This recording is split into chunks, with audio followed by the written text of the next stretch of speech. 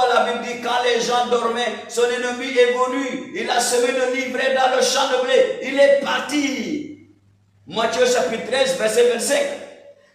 Oui, la Bible nous dit ici, l'apôtre Matthieu nous dit, quand les gens dormaient, c'est Jésus qui a raconté cette parabole. Quand les gens dormaient, son ennemi est venu, il a semé le livret dans le champ de blé et il est parti. Cette femme a fait la même chose. Sa copine était en train de dormir. Alors elle vient et retire son enfant vivant. Elle met dans son sein et elle prend son enfant mort. Elle met dans le sein de sa copine qui dormait. Mon frère, ne dors pas. Ne dors pas. Dis à ton voisin, sister, ma soeur, mon frère, ne dors pas. Ne dors plus. Si tu avais l'habitude de dormir, ne dors plus. Alléluia. Les temps sont mauvais. Donc c'est comme ça que quand l'autre s'est réveillé le matin, elle voulait donner à téter son enfant, elle a trouvé que l'enfant était mort. Et elle observe l'enfant, elle découvre que ce n'est pas son enfant. Son enfant était plus âgé que cet enfant-là. Alors, elle trouve son enfant au sein de l'autre personne. Et son enfant était vivant. Elle confronte son ami. C'est des amis. Celui qui est derrière, allez toi.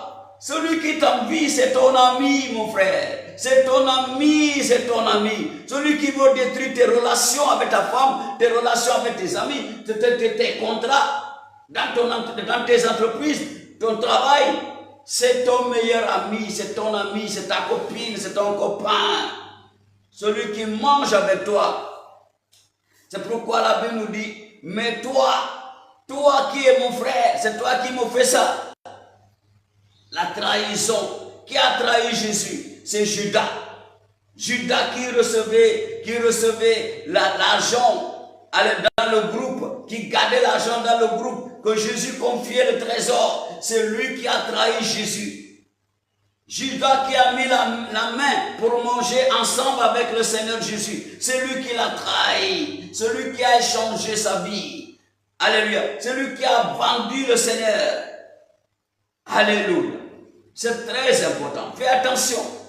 Cette femme a insisté que son enfant, c'est celui qui est vivant. Et l'autre, c'est l'enfant qui est mort.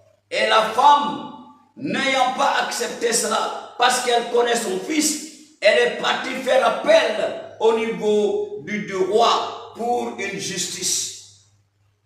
Alléluia. Les deux ont raconté et soutenu les mêmes histoires devant le roi. Et quand le roi a entendu l'histoire, le roi a dit, écoutez bien, maintenant, amenez-moi une épée. On lui a donné une épée. Alléluia. Et le roi a dit, mettez-le, couchez le bébé.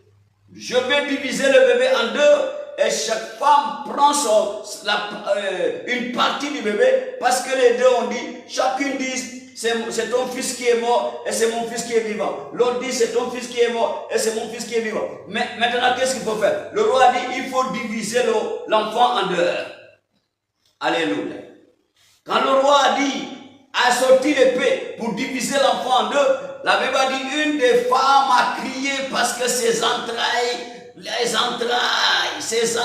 ont répondu non. Ne fais pas du mal à celui que j'ai enfanté. Celui que j'ai enfanté, qui est sorti de mes entrailles. Et c'est ainsi que le roi a dit. Mais l'autre a dit quoi? L'autre a dit oui. Comme ça, il ne sera ni à elle, ni à moi. Coupé. Méchant.